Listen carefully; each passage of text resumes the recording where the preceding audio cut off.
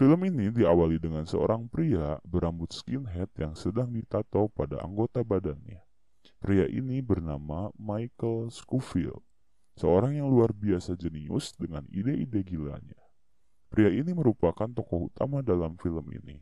Nah, tato inilah yang menjadi kunci dalam film Prison Break. Adegan dilanjutkan dengan Scofield yang sedang membereskan dan membuang seluruh arsip dan data-data di sebuah apartemen. Data apakah itu? Nanti akan terjawab. Keesokan harinya, tibalah hari yang ditunggu. Scofield ternyata melakukan aksi perampokan sebuah bank. Tapi anehnya, saat polisi datang, ia menyerah begitu saja tanpa ada perlawanan. Seolah-olah ia memang dengan sengaja ingin ditangkap oleh polisi sedari awal. Di persidangan, hakim nampak bingung dengan terdakwa karena jarang ada terdakwa yang berbicara dengan jujur apa adanya dan mengaku bersalah. Dan pengacaranya pun dibuat bingung dengan apa yang dikatakan oleh Scofield. Pengacara tersebut bernama Veronica, yang sekaligus adalah mantan pacar dari kakaknya Scofield. Akhirnya, hakim memutuskan menjatuhi hukuman 5 tahun penjara kepada Michael Scofield. Tapi anehnya, ia malah tersenyum ketika ia ditetapkan sebagai terpidana. Michael Scofield ditahan di penjara Fox River Juliet di daerah Illinois. Ini adalah gambaran penjara tersebut. Perkenalkan, dia adalah Bradbury, kepala sipir lapas. Ia menjadi tokoh yang sangat menyebalkan dalam film. Nah, di sel inilah Scofield ditahan, ditemani oleh teman satu selnya yang bernama Fernando Suter. Isi dari penjara ini cukup barbar juga. Perlu mental yang kuat untuk bertahan hidup di penjara ini. Man killed the vice president's brother. In a month, he's getting the chair, which means no one up this river is more dangerous than him. You want to see Boros so bad anyhow? Because he's my brother. Dan akhirnya kita diberitahu untuk apa Michael Scofield sengaja menjebloskan dirinya sendiri ke penjara. Ini adalah Lincoln Burrows. Dia adalah kakak dari Michael Scofield. Dia adalah terpidana hukuman mati yang akan dieksekusi 1 bulan lagi karena ia telah membunuh kakak dari wakil presiden. Bayangin tuh, kakaknya wakil presiden dibunuh sama dia. Ngeri gak tuh? Jadi maksud dari Michael Scofield merampok bank adalah karena ia dengan sengaja ingin masuk ke dalam penjara guna membebaskan kakaknya dengan cara membawa kabur kakaknya melarikan diri dari penjara. Karena ia yakin bahwa kakaknya tidak melakukan pembunuhan tersebut dan ia hanya dijebak dan difitnah. Scene berubah di klinik dalam penjara. Perkenalkan, ini adalah Dr. Sarah Trentin, seorang dokter yang menangani orang-orang sakit dalam penjara. Ia juga merupakan anak dari seorang gubernur. Di sini, Scofield mengeluarkan gombalan-gombalan untuk memikat hati si dokter. Lalu, saat dokter Sarah keluar, Michael Scofield menaruh kertas origami di celah lubang pembuangan air. Untuk apa? Nanti juga paham. Scene berganti, Burrow terkaget ketika melihat sosok adiknya berada di dalam penjara yang sama dengan dirinya. Dan Michael Scofield di situ menjelaskan maksud dan tujuan.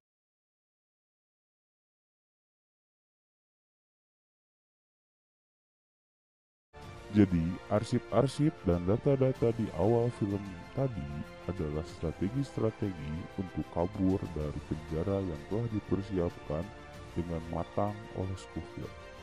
Perkenalkan, ia adalah Charles Westmoreland. Scofield berkata kepada Charles bahwa ia mengenal istrinya dan ia mengklaim tahu banyak tentang Charles. Bahkan Scofield berkata ia tahu siapa sosok sebenarnya Charles ini. D.B. Cooper. D.B. Cooper adalah seorang yang kabur dari pesawat 30 tahun yang lalu dengan membawa uang tunai sebesar $1,5 juta.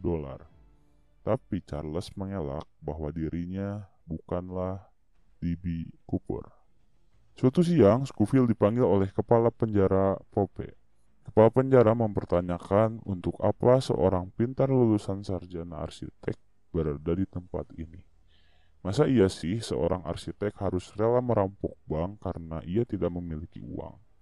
Karena kepala penjara tahu hal itu, maka ia ingin mengambil keuntungan pribadi dengan meminta sang arsitek Michael Scofield membantu menyelesaikan maket Taj Mahal untuk hadiah ulang tahun istrinya.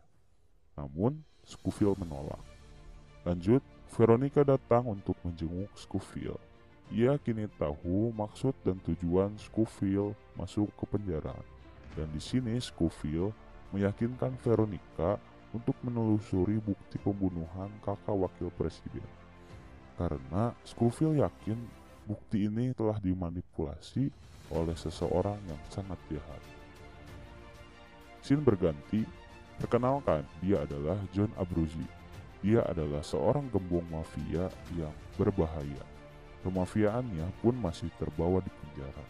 Ia memiliki jabatan di antara para napi, yaitu koordinator para napi pekerja yang diberikan tugas bersih-bersih atau renovasi. Di sini, Michael Scofield ingin bergabung menjadi bawahan Abruzzi sebagai salah satu rencana untuk terbebas dari penjara. Tapi untuk bergabung tidak semudah itu. Tapi Scofield telah memikirkan caranya dari jauh hari. Scofield memberikan sebuah kode kepada Abruzzi berupa kertas burung origami. Beberapa saat kemudian datang sebuah telepon dari rekanan Abruzzi yang mengatakan ia mendapatkan sebuah pesan yang berisi burung origami, yang dimana pesan itu memuat foto yang berisikan Fibonacci. Fibonacci adalah orang yang selama ini menjadi incaran dari geng mafianya Abruzzi. Jadi, Scofield ini tahu nih keberadaannya si Fibonacci. Abruzzi pun segera mendatangi Scofield dan menyuruh agar Scofield segera memberitahu di mana Fibonacci berada. Tapi Scofield menolak karena bukan begitu cara mainnya. Akhirnya Scofield pun dipukuli oleh anak buah si Abruzzi karena enggan memberikan informasi itu. Karena membuat onar, Scofield dihukum 90 hari dimasukkan ke dalam sel isolasi. Tapi Scofield melakukan negosiasi agar tidak dimasukkan ke dalam sana. Ia menerima penawaran memperbaiki maket Taj Mahal milik sang kepala penjara. Perkenalkan, ini adalah Lisa, mantan istri Burrow, dan ini adalah LJ, anak kandung dari Burrow. Terlihat bagaimana LJ ketika menengok sang ayah. Ia sangat kecewa kepada ayahnya, tapi sang ayah tidak bisa berbuat banyak untuk membuktikan bahwa dirinya tidak bersalah. Lanjut, Scofield berobat kepada dokter Sarah yang meminta agar disuntik insulin karena ia mengaku memiliki riwayat diabetes. Dokter berkata, aku tidak akan memberikan insulin kepada orang yang tidak mengidap penyakit diabetes. Ia akan melakukan tes terlebih dahulu kepada Scofield. Jadi perlu diketahui, orang yang diabetes tipe 1 tidak dapat menghasilkan hormon insulinnya sendiri, sehingga ia perlu untuk disuntik insulin. Nah, karena Scofield berpura-pura sakit, maka ia harus makan obat penghambat insulin, sehingga ia harus mencari obat tersebut. Perkenalkan, ini adalah Sinot atau Franklin. Dia adalah apotekernya para napi, atau dia adalah napi yang memiliki akses untuk mendapatkan obat-obatan di penjara. Disinilah Scofield mendapatkan obat penghambat insulin. Namun, itu tidak gratis. Kabar gembira datang dari seorang sipir. Ia memberikan akses pekerja sehingga kini Scofield resmi menjadi pekerja bawahannya Abruzzi. Ia kini bisa leluasa mengobrol dengan kakaknya karena kakaknya adalah seorang pekerja juga. Scofield membocorkan sedikit rencananya kepada kakaknya, dan ternyata yang mengejutkan adalah arsitek dari penjara Fox River di mana tempat mereka ditahan, ternyata itu adalah karya dari Michael Scofield. Dan tato yang diceritakan di awal tadi Itu bukan sembarang tato, tetapi itu merupakan blueprint dari penjara Fox River, beserta seluruh strategi dan rencana untuk kabur dari penjara.